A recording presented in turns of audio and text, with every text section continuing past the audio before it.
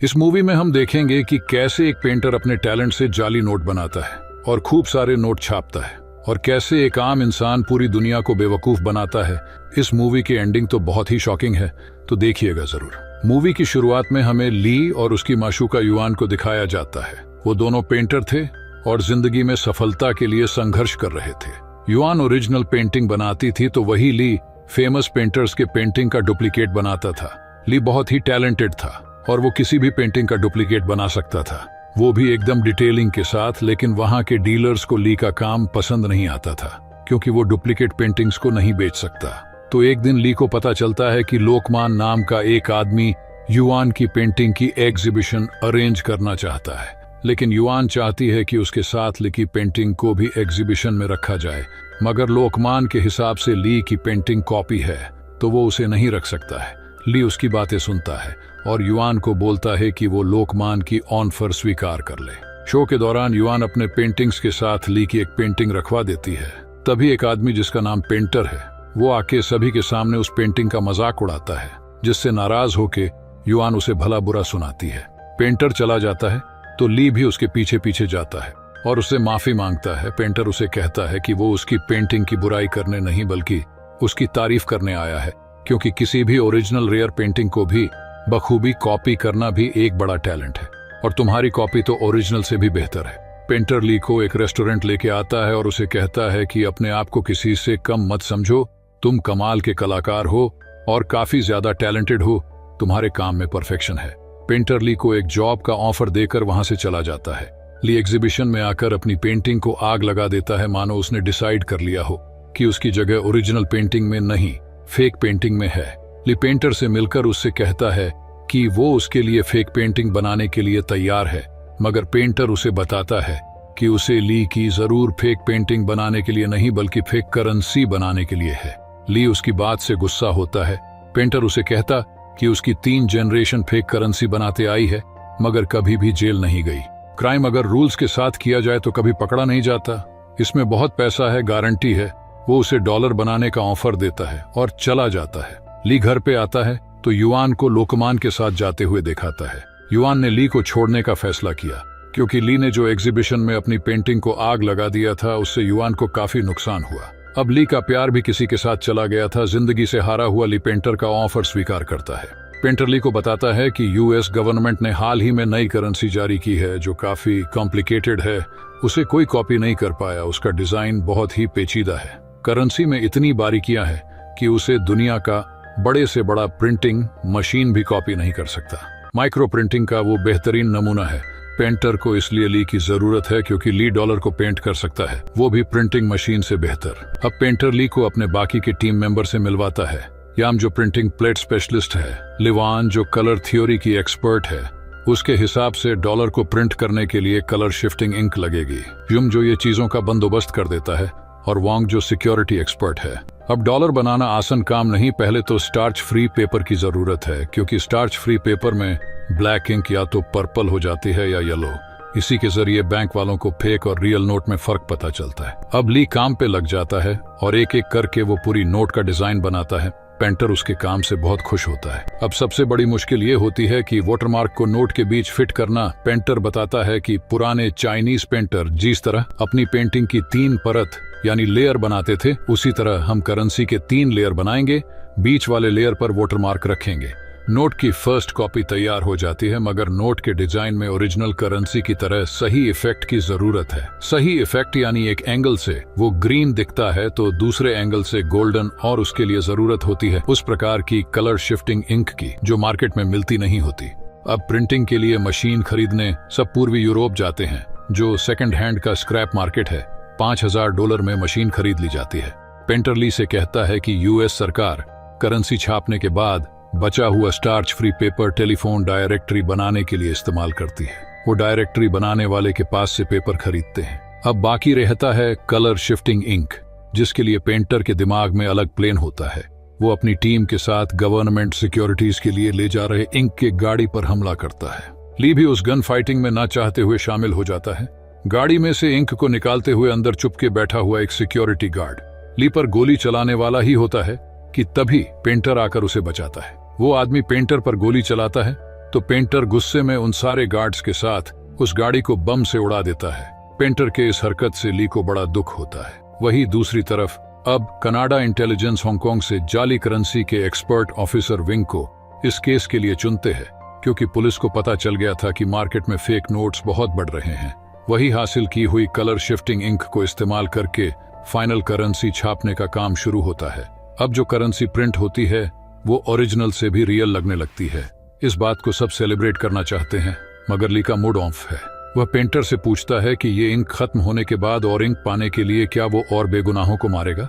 साथ में कहता है कि जब ये काम पूरा होगा वो इस टीम को छोड़कर चला जाएगा। पेंटर गुस्सा करता है, लेकिन वो उसे परमिशन दे देता है। अब तैयार करेंसी को कई बैग्स में भरा जाता है और दुनिया में अलग अलग जगह क्लाइंट को उनकी डिलीवरी दी जाती है।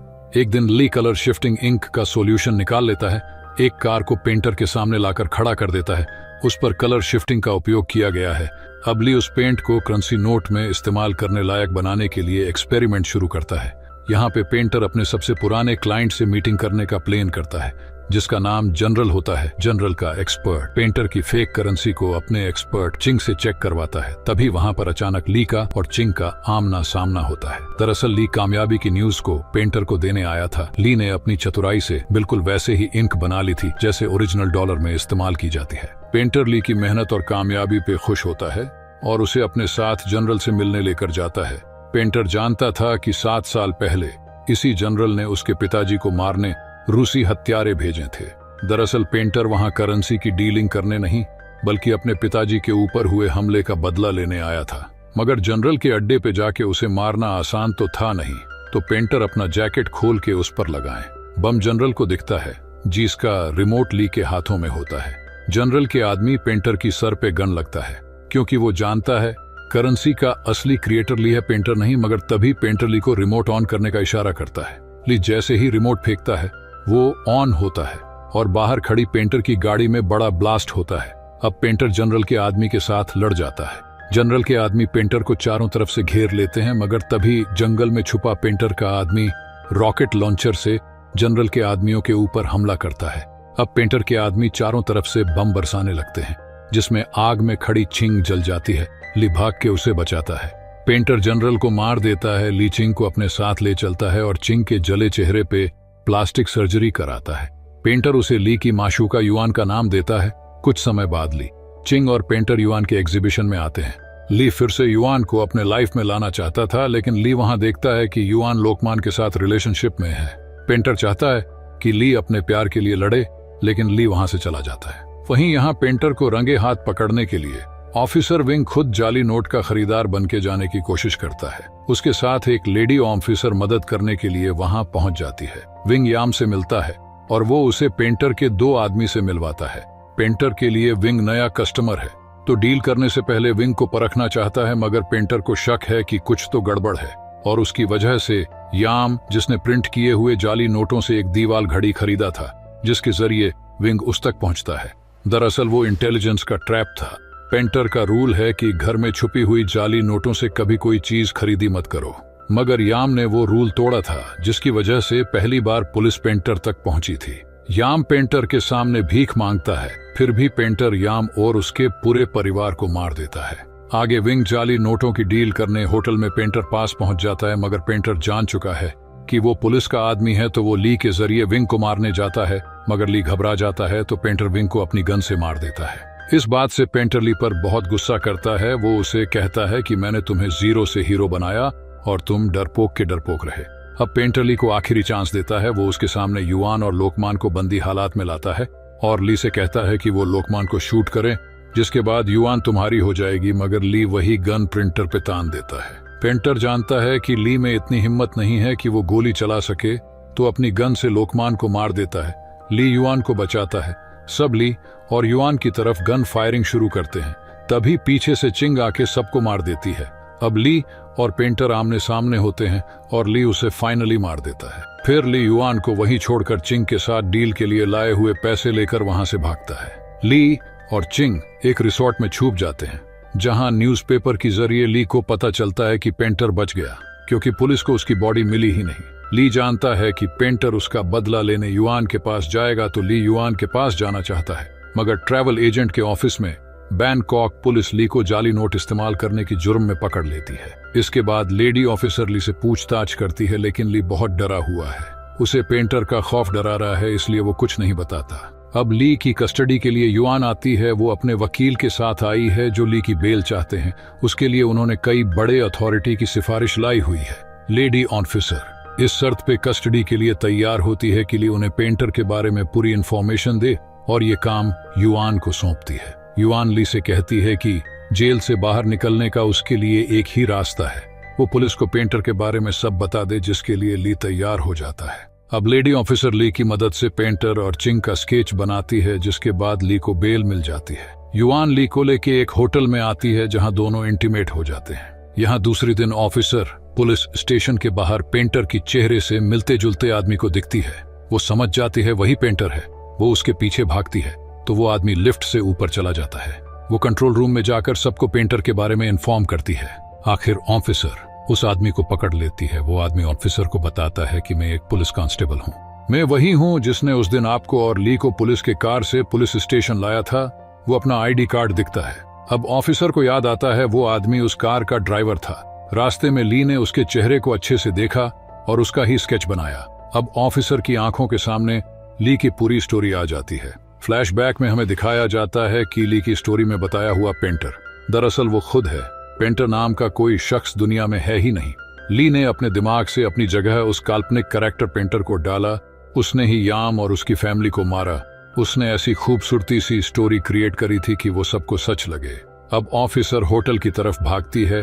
होटल से ली पुलिस वालों को मार के कब का युआन के साथ भाग गया था। पुलिस को यह भी पता चलता है कि जो युआन ली की कस्टडी लेने आई थी वो भी नकली थी। असली युआन तो उस वक्त चीन में पेंटिंग बनाने में बिजी थी। तो युआन जैसे दिखने वाली औरत थी कौन? तो वो थी चिंग जनरल के साथ वाली गन फाइटिंग में।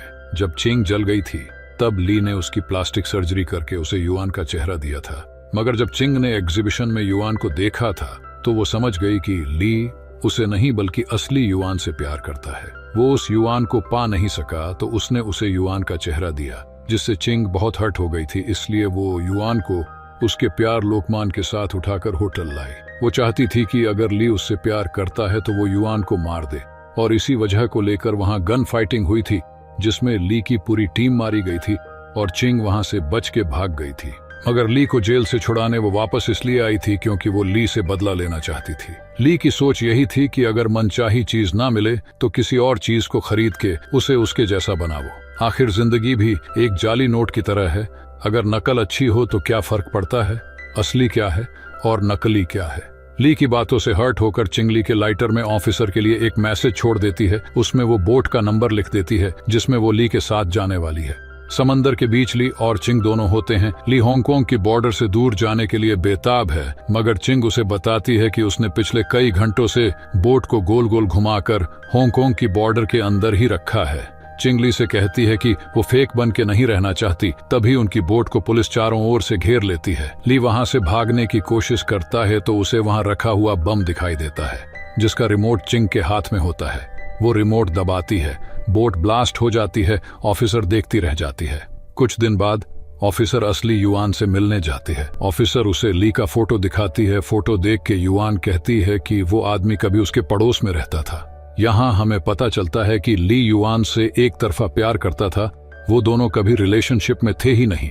ली बहुत पैसा कमा के युआन को पाना चाहता था, जिसकी वजह से एक टैलेंटेड आर्टिस्ट फेक करेंसी बनाने वाला पेंटर बन गया। मगर फिर भी वो युआन को नहीं पा सका तो उसने अपनी आदतों के अनुसार चिंग को फेक युआन बनाया। मगर जो अटैचमेंट उसे असली युआन के साथ थी वो उसे फेक युआन यानी चिंग के साथ नहीं हुई। इसी के साथ मूवी यहाँ पर खत्म होती है। ऐसे ही और वीडियो के लिए चैनल को सब्सक्राइब जरूर कीजिए और वीडियो पसंद आया हो तो लाइक जरूर करें।